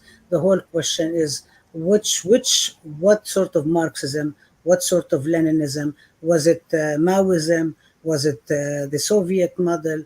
Was it earlier things from the Baku conference and so on? The book is not, the verdict is not out. And this requires a lot of discussion and so on that we don't have time to discuss now, but it's actually a very important discussion to have and to see what did Palestinian literature say, where is it at, and how is it being discussed today, and so on. So I would really love to be able to kind of like and see what Claudia Jones, what other people said about that, and bring it on. So those who are interested of you, let us know, and we would really love to basically have that discussion and from different parts of the world. And I wanted to actually go back now to think about, and also the whole question about, actually Friday we had the discussion of Vietnam, Algeria, Puerto Rico, Haiti, and Palestine. That was the wretched of the earth. So we did that discussion. But in any case, I would like to go back and see some of the questions that we didn't address, and go back and see what it is the whole question about. Did we address some of the questions? If you would like to continue responding to them, and if you would like to respond to some of the issues here, it's free for all. So we start, of course, with Marwan. We have 23 minutes. I would like to have just like maybe a couple of minutes just to make announcement, and also think of these as you're, connecting. I know, Marwan, you have 5 minutes left because you only use your 5 minutes. Tahrir, you have 2 minutes left. Reem, you have 2 minutes left. I don't know how much Sana has, if you can let us, and Reem as ليث. اوكي تفضل مروان، بعدين احكي بشوي شوي مشان اعرف اترجم لك. Go ahead. شو السؤال تسأليني اياه؟ شو بدي احكي؟ ايش بدي احكي عن ايش؟ اللي بدك اياه، التعليق، اذا بدك تعلق على اي شيء او اذا بدك تاخر دورك زي ما بدك، whatever you want. لا لانه كنت حكيت لي بدي اسالك اسئله يعني خاصه. انا ممكن ابلش يعني زي ما بدك. اوكي دقيقتين تفضلي بعدين نرجع لك. طيب انا ليش بحط مروان بين سناء؟ مشان يعني اخذ عربي بس لا بس مش مشكله، ما هو في كثير عندنا ناس كفايه بيحكوا بالانجليزي. جو اهيد تحرير، تفضلي.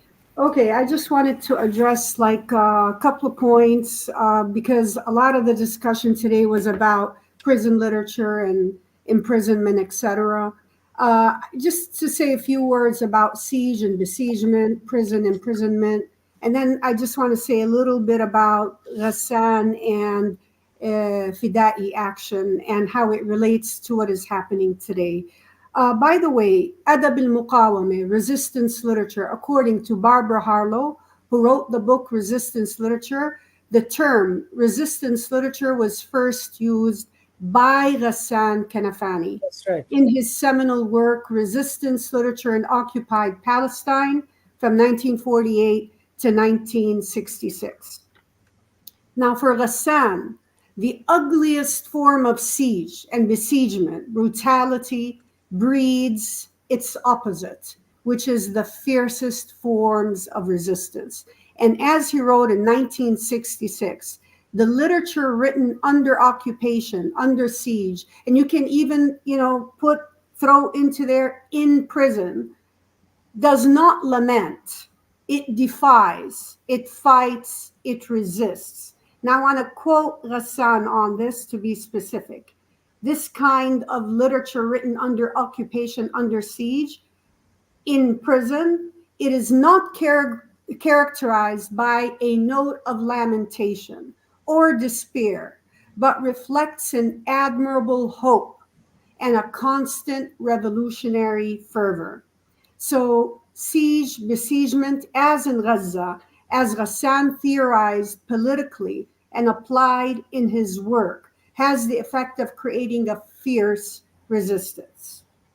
Now, I want to say a word or two about Fida'i action, Al-Amal al-Fida'i, and Ghassan Kanfani, and how it relates to what is happening today. So, and connect that also to our book coming out in October that we're plugging here. Okay, we are hoping that our upcoming book titled Ghassan Kanfani, Selected Political Writings, will place Ghassan where he rightfully belongs, as one of the most important anti-colonial thinkers and revolutionary figures of our era. And I am certain that if Ghassan were alive today, he would be advocating for the unity of the resistance, or as he called it in the 1960s, the unity and coordination of Fida'i action, Al-Amal al-Fida'i. Nowadays, we know it as Wahdat al-Sahat, the unity of the fronts, of the resistance fronts, as we see today in occupied Palestine, Gaza, of course, with the resistance in Lebanon, in Yemen, in Iraq.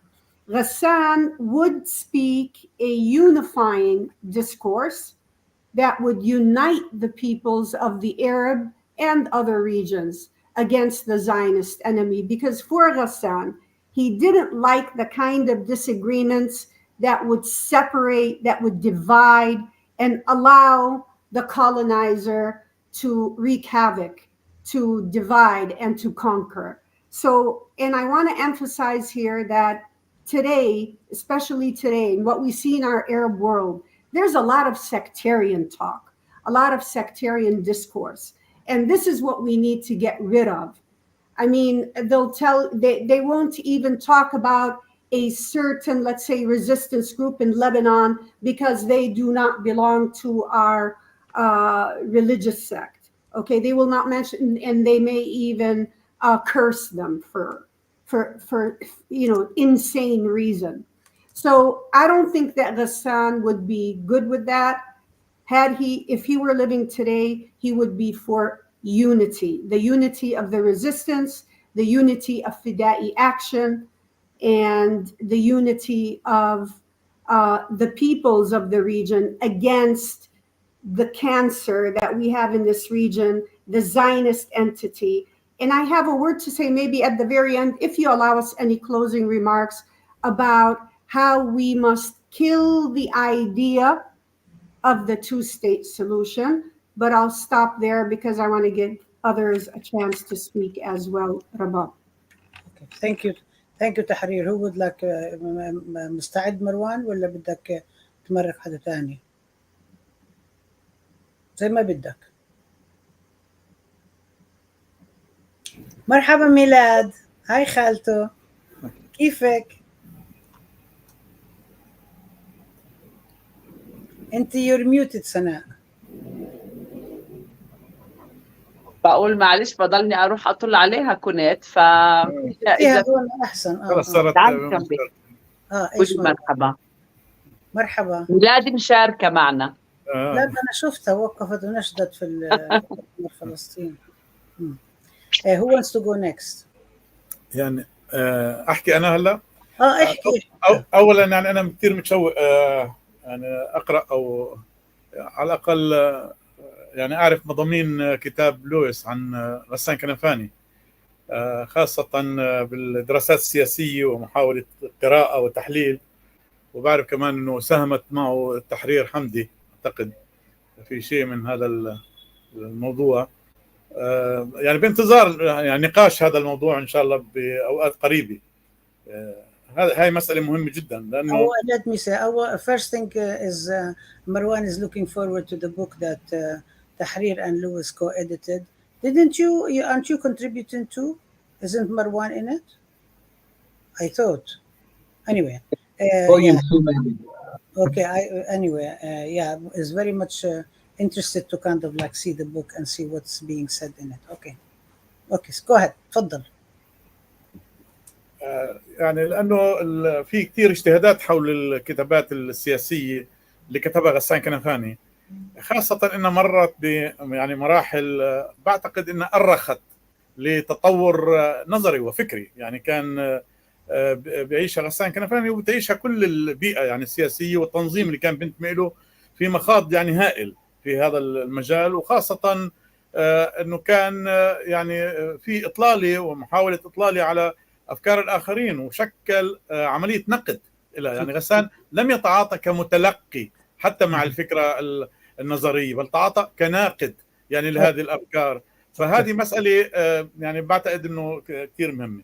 هلا في موضوع ثاني استنى شوي. and this is because there has been different stages in Ghassan Kanafani's political development, and so there is multiple the historicity of how Ghassan Kanafani changed politically, and also he wasn't only a recipient of ideas, but he was also a critic of ideas. So there is a lot of ideas in which he did not necessarily just receive, he critiqued them, he worked with them, he developed them, he had his own ideas. Yeah, تفضل. بنفس الوقت صحيح هي كانت مقالات ودراسات يعني مكتوبة للخارج، مكتوبة بشكل عام، في منها جزء منها كانت مدونة على مفكرات خاصة له، لكن حقيقة كمان هي كانت جزء من صراع فكري داخل التنظيم نفسه. وكان غسان بيمثل تيار يعني داخل هذا التنظيم. تعرف في مسألة التحول كانت مطروحة، مسألة يعني حمل اليافطة، الانتقال من مرحلة القومية إلى مرحلة الماركسية بمرورا بالموية وغيرها. يعني هذه مسألة لم تكن سهلة، وبالتالي كانت عرضت يعني حتى الجسم التنظيمي لكثير من الاهتزازات في تلك المرحلة.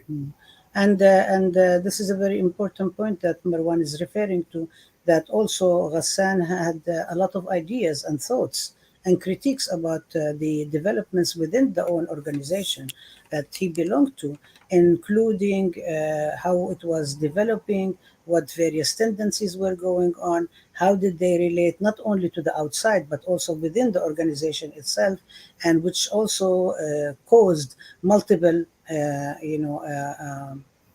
let's say shaking of the organization itself, multiple crises within the organization, the developments of various tendencies. So he had his own ideas, which way to go, which way to organize, what political ideas to go through. أنا بس بدي أقول لك إنه أنا معك في هاي الشغلات. كمل تفضل. وايضا يعني طرح كمان فكره مهمه كانت بتحكي انه رفع اليافطه امر خطر. يعني مساله فقط الادعاء بتبني نظريه ما، هذه مساله تحتاج الى صراع، يعني صراع طويل. وبعرف انا كثير من النكات من السخريات اللي كان يعني غسان بيحكيها داخل الاطر وخارج الاطر، يعني انه فهم الماركسيه. طبعا هي ايضا مساله هامه على هذا الصعيد، انه مساله الماركسيه وفهمها وفهم هذه النظريه اللي نشأت يعني في مجتمع آخر ومجتمع متقدم وعلى لسان فلاسفي، هي أيضا تحتاج إلى يعني وعي ثقافي واسع في أيضا في المجال، وقبولها أيضا من البيئة اللي إحنا بنعيشها، البيئة الاجتماعية. يعني فلذلك مرات كان يتهم غسان كنفاني بأنه برجوازي صغير وأنه يميني أيضا في كثير من الأمكنة. وبالمناسبة في ندوات عديدة يعني وقف ناس في المخيم وقالوا له أنت تتحدث يعني كلام غير بروليتاري بالمعنى، وكان ردود غسان عليها ردود يعني ساخطه. فده يعني ببين نظرته لكل رحلاته اللي قام فيها وكل هذه القراءات اللي عملها. Okay, and for example, he always opposed raising the banners and saying, for example, we are Marxists. And he said there needs to be an understanding when you say we are adopting Marxism, that develop in a different society with different philosophers and so on. How are you going to develop it in a different society? Are we ready for that? Is this something that we are able to actually adopt and so on? To the point that some people actually accused him of being a petit bourgeois. And sometimes he was accused that he's not a proletarian, he's anti-proletarian when he spoke at various camps and so on. So there was this discussion, and he was saying that there needs to be time to understand this and so on. So this was also a very big discussion within the movement and within the organization itself about this. So this is not a simple, straightforward development. لا بنفس الوقت كان في هناك عداء للثقافة. يعني كان يعتبر أن العمل الثقافي هو مجرد ترف ومجرد لزوم، يعني ما لا يلزم، يعني إنه هي شغلة اللي ما له شغلي. يعني كان في نظر العديدين من الناس كانوا يعتبروا العمل المباشر يعني هو العمل الذي يمكن أن يؤدي إلى التحرير. لذلك أنا لما تحدثت عن أهمية المسألة الثقافية، يعني يمكن ما تفهمنا أنا وسناء على هذا الموضوع، ولكن أساسها أنه يعني بالعكس ما في زواج حرام بين السياسي وبين الثقافي. غسان كان بيقول أنه كل سياسي يجب أن يكون مثقف، وكل مثقف يجب أن يكون سياسي، أي بمعنى تمتين هذه الجبهة على صعيد الوعي، على صعيد الجبهة الثقافية بشكل عام، لأنها هي الأساس. بس بدي أقول لك هلقد صارت تضل معنا 9 دقائق، فيمكن هلقد بترجم أنا وميبي نص دقيقة مشان نخلي التانيين يحكوا. أنا كتير مبسوطة في هذا النقاش. إنه this is also إنه Ghassan Kanfani was saying, and he was also discussing the whole this question about some people were saying that discussing culture and actually discussing intellectual work was a luxury. This was not something, and it's not necessary. And this is something that it's only, and the only direct action was the only thing that is what was supposed to be done, and that's the only thing that will lead to liberation. And this is actually was one of the questions that is kind of, this is the only thing. Don't do anything else. Don't engage in intellectual ideas. Don't discuss it. This is useless. So that's the only thing that you will be doing. That's one of the things that he was engaging, and that was also one of the things that were the discussion of the period, right? كمان يعني نقاش في المرحلة نفسها، بس مش بس غسان، يعني كانت نقاش صحيح. اوكي. ضل عندنا سناء ولوي وريم. اوكي دقيقة كل واحد. تفضل سناء. أبلش أنا ممكن، لأنه بدي أحكي نقطة لها علاقة بشو حكى آخر كلام. دقيقة. بعلاقة السياسة يساعدك مشان ما أترجمش ونختصر وقت. The relationship between the politics and the arts in general. I think, let's say, especially in Gaza, because I grew up in Gaza, so I think there is strong relationships between two. And I had lots of interviews for Palestinian musician that they're saying shame because the Palestinian, especially in Gazawi musician outside Gaza, they're playing music now and everything normally with them and all that. I have one comment in that point. My family in Gaza, I think nobody will be scared about my family more than me. But like what I said, there is big relationships between the politics and the music, for example, or arts in general. We grew up in this weather with politics and arts in general. And also some of the musicians from Palestine also say, they're saying, oh, I don't want to speak about politics. I just want to play for peace. Excuse me, what kind of peace he's saying about? I just want to tell about these stories or these comments I had from a musician from Palestine. And I think because Lewis wants to speak more than me, I will give my half second to Lewis. No, it's okay. Go ahead, Lewis. And we'll end with Sana. Lewis, تفضل. والله بدي ساعتين ارد على رفيق مروان. In general, I think, and Tahrir will back me up on this. I mean, part of the reason that we have produced this book is to respond to the misconceptions about Ghassan Kanfani, particularly I think in Europe and North America, because, for example, there are two very prominent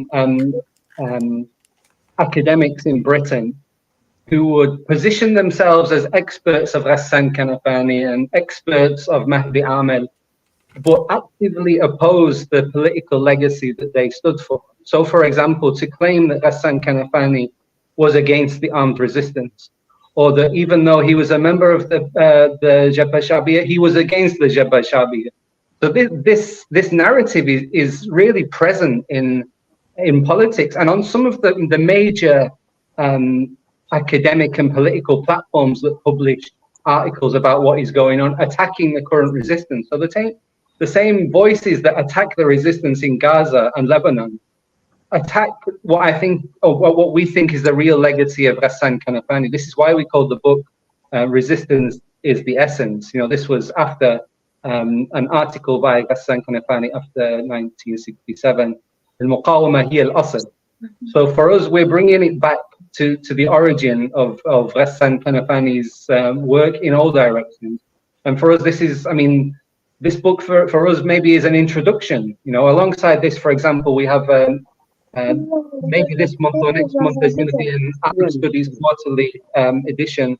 In that edition, there is an interview with Marwan and some other articles. For us, we want to open Ghassan Kanfani studies as a serious area of work, but we want to reposition it. Ghassan was above all else a revolutionary and somebody who believed in resistance. You know, not the opposite that he's made out to be. Yeah, and this is the whole question about this anti-intellectualism, and also isolating anybody who is we like, but we want to take them out of their environment and just pick and choose, because then we are against other things. So we can just I put them on a pedestal, like people talk about Frantz Fanon and they forget about the liberation of Algeria. How could you even talk about Fanon with that? But this is also part of it, isolating things and putting things dichotomously, and then people don't really understand what's going on because it's a sanitized version of what would pass, what is acceptable and what is not acceptable. سناء تعليق الأخير. أنا بدي أحكي ملاحظة بجوز بعيدة عن اللي بنحكيه أو مش بعيدة، ما بعرف، بس أنا بعتقد إنه الصهيونية كانت دائما بتتميز وبتمتاز بإنها بتعرف تحدد بالضبط مناضلينا اللي إلهم تأثير كتير كبير في دحض روايتها، في دحض سياساتها وإلى آخره. أحيانا بتشعر إنه الصهيونية الصهاينة بيعرفوا يقدروا مناضليننا أكثر منا. يعني أنا بفكر إنه في إشي مشترك بين قضاء وليد 40 سنة بالسجن واستشهاده بهذا الشكل لبين حجم الشهداء وحجم القتل في غزة. يعني إحنا كمان مناضلينا مش مهم إذا كانوا سياسيين أو مثقفين أو أدباء، كيف حكى مروان، الأدب والمؤثر واللي بيغير هذا مش طرف. إحنا كمان لازم نعرف نحمي مناضلينا.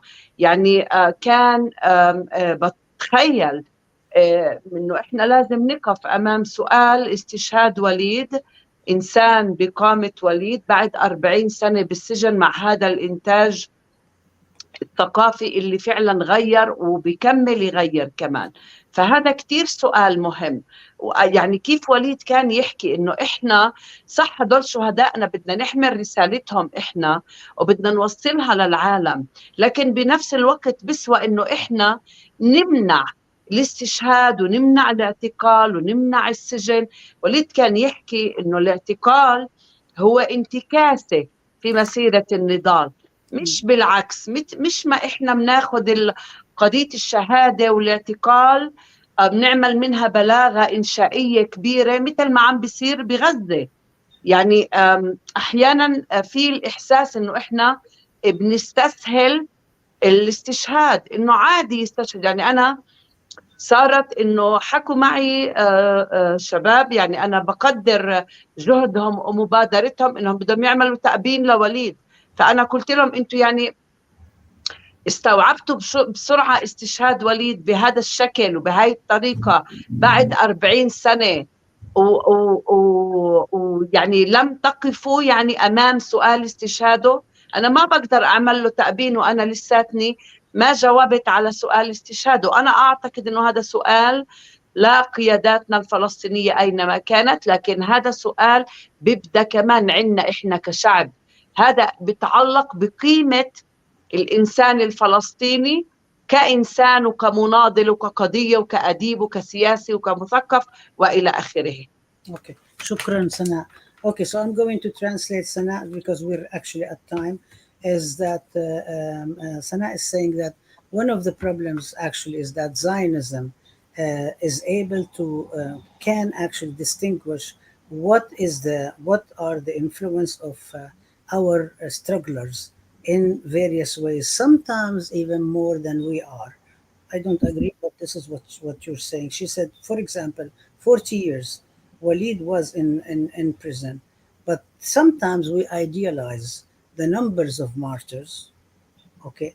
And sometimes we do not think about what people are contributing, and we take it very easy. So, for example, Walid Daqqa, 40 years he was in prison, and the production of that is not luxury. This is a whole life of a person that really needs to be taken seriously, and we need to stop and think about what does it mean to have somebody like Walid Daqqa being basically liquidated in prison, letting him die in prison after 40 years. And so, and this is a very important question. I'm just going to conclude. قصدت رباب ثواني هم يعني بيمتازوا بقدروا مناضلين أكثر منها. القصد إنهم بسبقونا للمناضلين، بصفوهم، بتم تصفيهم قبل ما إحنا نعمل إشي عشانهم. هذا كان قصدي. والله إني ترجمتها أول شغلة، بس بضلش معانا وقت. Okay, and I'm just going to say, finalize that this is actually the reason we connected all these issues together, mentioning Ghassan Kanfani, connecting with Walid Daqqa, talking about the importance of culture and politics, not separating things from each other, thinking about the intellectual issues, how they are really central, raising consciousness, central to the struggle and to liberation, and thinking about different forms of it. We don't have time because we are 2 minutes over. I have to say that I am just so thrilled and so happy by each and every one of you. This is an amazing discussion. Thank you so much for accepting our discussion. Thank you for ending the class on such a high note. That is so unbelievable. We would love to have you again. We would love to have this discussion again. For the students in the class, please prepare your questions, your discussion. We will send you readings by each person here, so you can read. We posted things on the online. We will resume in the fall. We will continue. We honor everybody, and we do know that the resistance will be victorious. Yes. Thank you. شكرا.